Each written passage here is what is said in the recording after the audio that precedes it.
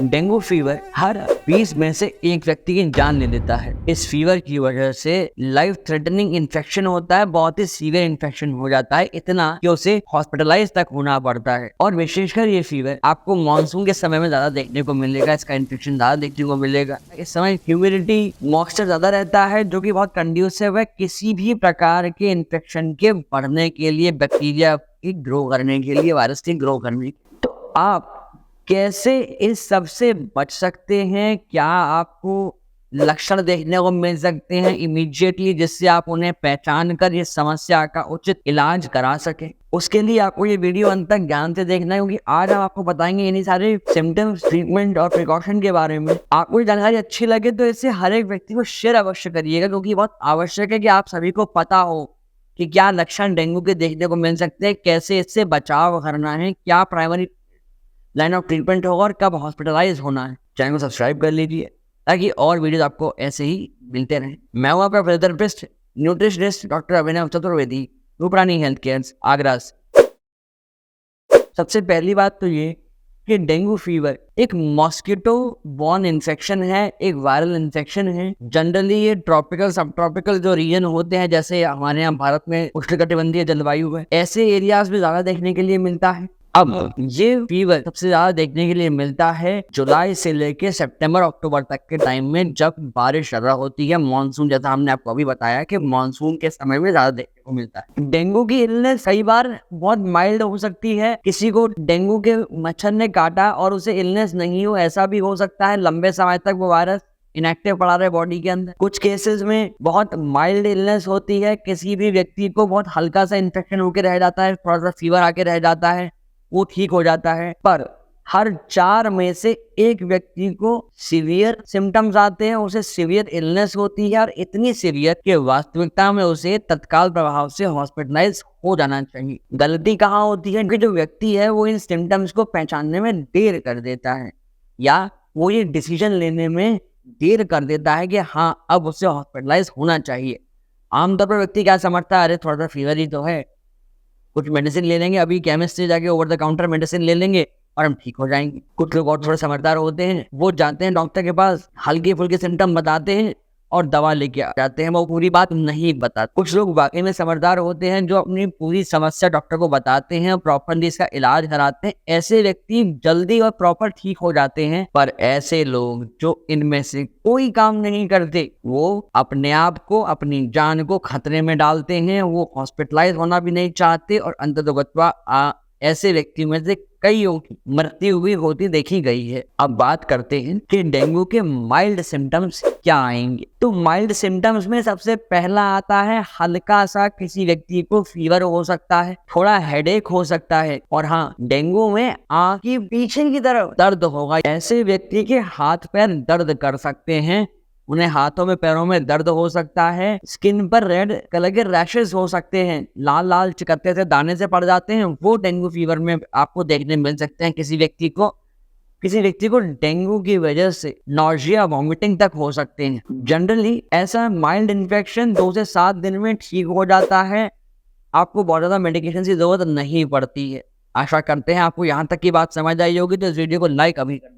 ऐसे व्यक्ति को ट्रीटमेंट के तौर पे कोई विशेष मेडिसिन नहीं देनी होती, बल्कि उसका जो सिम्टम्स आ रहे हैं उनको सिम्टोमेटिक ट्रीटमेंट देना होता है। जैसे अगर किसी पेशेंट को फीवर है तो फीवर की कोई मेडिसिन दे सकते हैं, एंटीपायरेटिक ड्रग दे सकते हैं। अगर किसी व्यक्ति को खुजली हो रही है, इचिंग हो रही है, तो उन्हें कोई एंटी एलर्जिक मेडिसिन दी जा सकती है। ऐसे में कई बार व्यक्ति को हेडेक होता है, आप पीसीएम दे दीजिए, पैरासिटामोल जिसे कहा जाता है, या आंख के पीछे जो दर्द होता है उसके लिए कोई पेनकिलर ड्रग दिया जा सकता है आपके फिजिशियन के द्वारा। अपने डॉक्टर खुद ना बनिएगा, बाकायदा फिजिशियन से पूछकर उनके रिकमेंडेशन पर ही दवाएं लीजिएगा। ये हमारी आपसे फिर से रिक्वेस्ट है। कई बार ये होता है कि आप में से बहुत सारे लोग ओवर द काउंटर मेडिसिन ले लेते हैं और फिर पछताते। सबसे इम्पोर्टेंट बात कि आपको ऐसे में रेस्ट करना चाहिए, बॉडी को और टॉर्चर ना करें। जब ऑलरेडी बॉडी आपकी इन्फ्लेम्ड है, पूरी बॉडी में दर्द हो रहा है, तब आपको एक्टिविटीज कम करनी चाहिए, आपको रेस्ट करना चाहिए। जितना आप रेस्ट करेंगे उतना आपके लिए बेनिफिशियल होगा। और हाँ, ऐसे में फ्लूइड लॉस बहुत होता है, तो आपको अपने फ्लूइड को प्रॉपर रखना चाहिए, बॉडी का इलेक्ट्रोलाइट बैलेंस मेंटेन करना चाहिए। आप ORS का घोल ले सकते हैं, नींबू पानी, शिकंजी पी सकते हैं। जितना आप ज्यादा पानी पिएंगे आपके लिए उतना बेहतर रहेगा, आपका स्वास्थ्य उतना अच्छा होगा, आपकी बीमारी उतनी जल्दी ठीक होगी। और अगर इतना करने पर भी आपको अच्छा फील नहीं हो रहा, आप कंफर्टेबल फील नहीं कर पा रहे हैं, तो हमारी राय तो यही है कि तत्काल से अपने फैमिली फिजिशियन को जाके संपर्क करें, उनसे कंसल्ट करें और उचित जो मेजर्स हैं उन्हें अवश्य लें। आपको अगर इस समस्या को लेकर कोई कंफ्यूजन है या जॉइंट पेन, मसल पेन से संबंधित कोई क्वेरी है, आप हमें कमेंट भी कर सकते हैं। अब जैसा कि था कि आप कंफर्टेबल फील नहीं कर रहे हैं, अर्थात आपके जो सिम्टम्स हैं वो सीवियर होते जा रहे हैं, आपकी गिनती उन हर 4 में से 1 व्यक्ति में हो सकती है जिसको हॉस्पिटलाइज होना पड़ सकता है। आपको इलनेस जो है वो सीवियर हो रही है, अपने फिजिशियन से कंसल्ट करना ही पड़ेगा। ऐसे में क्या सिम्टम्स आपको देखने को मिलेंगे किसी व्यक्ति में, क्या सिम्टम फीचर होंगे? उनमें आपको बहुत तेज हेडेक हो सकता है, आपको एब्डोमिनल पेन, आपके पेट में दर्द महसूस हो सकता है बहुत ज्यादा, इतना कि आप उसे बेयर ना कर पाएं।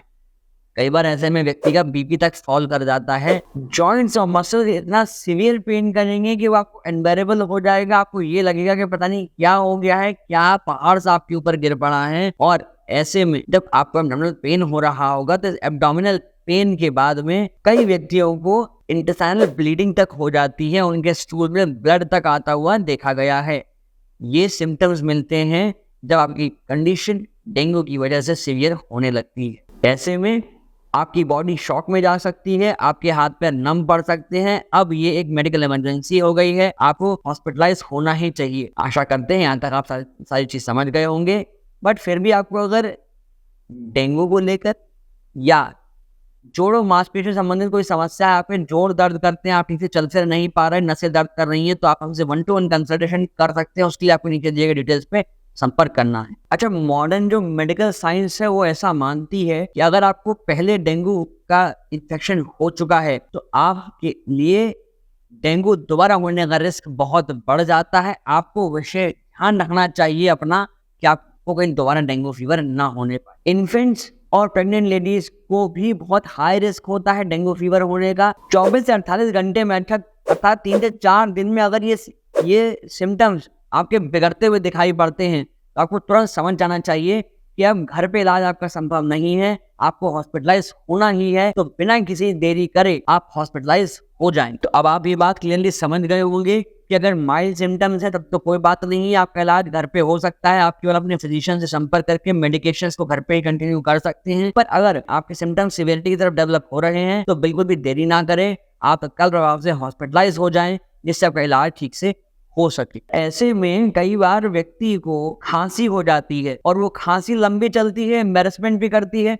तो कैसे आप इसे घर पे ठीक कर सकते हैं, उसके बारे में हमने एक होम रेमेडी शेयर करी है एक वीडियो में, इसका लिंक हम यहाँ आइकन में ड्रॉप कर रहे हैं। तो आप ये वीडियो फिनिश करें, उसके बाद जाके उसे भी एक बार चेकआउट करिएगा। अच्छा, ऐसे में आप में से बहुत सारे लोगों के प्रश्न होने वाले हैं कि हम ऐसे में क्या खाएं और क्या ना खाएं। तो सबसे पहले तो जैसा हमने कहा था कि आपको अपना फ्लूइड बैलेंस पूरा रखना चाहिए, तो ऐसे में आप काले नमक का सेवन कर सकते हैं। इस काले नमक के अंदर मैग्नीशियम और पोटेशियम की अच्छी मात्रा होती है जो आपकी बॉडी में कम होते इलेक्ट्रोलाइट्स के बैलेंस को ठीक करेंगे, उन्हें रिचार्ज करेंगे। आप पपीते के बीज का सेवन कर सकते हैं जिससे आपकी बॉडी में अच्छी मात्रा में मिनरल्स पूरे होंगे, उनकी कमी नहीं होने पाएगी। क्योंकि फ्लूइड बॉडी में कम होता है तो मिनरल्स भी बॉडी में से कम होने लगते। आपको vitamin B12, zinc, magnesium, vitamin C, vitamin D, vitamin A इनकी भी पूर्ति प्रॉपर करनी चाहिए। अब यहाँ मैं इनके बारे में डिटेल में नहीं बता रहा हूँ क्योंकि इन सभी के ऊपर चैनल पे बहुत सारे वीडियोस अवेलेबल हैं, आप जाके उन्हें देखिए, वहां से जानिए कि कौन से फल, सब्जियां और कौन कौन सी चीजें हैं जिनसे आप इन विटामिन और मिनरल्स की डेफिशिएंसी अपनी बॉडी में से पूरी कर सकते। आप अनार का सेवन कर सकते हैं जिससे कि आपकी बॉडी में से कम हो रहे मिनरल्स की कमी पूरी होगी। आप दूध का सेवन कर सकते हैं ऐसे में, और दूध में आप हल्की सी हल्दी यानी टर्मरिक और इलायची को भी मिला सकते हैं जिससे कि आपकी जो हीलिंग है वो कैटलाइज होगी, बॉडी आपको हील जल्दी करने का प्रयास करेगी और निश्चित तौर पर बॉडी जल्दी हील हो भी जाएगी। आप पालक और दाल के पानी का सेवन कर सकते हैं जिससे कि आपके पेट को ठंडक मिलेगी, राहत मिलेगी। ये डाइजेशन में हल्के होते हैं तो आप इजीली इन्हें डाइजेस्ट कर भी पाएंगे जिससे आपकी बॉडी में जो वीकनेस आ रही है वो क्योर करने में मदद मिलेगी। अब बात आती है कि आपको किन चीज़ों का सेवन नहीं करना।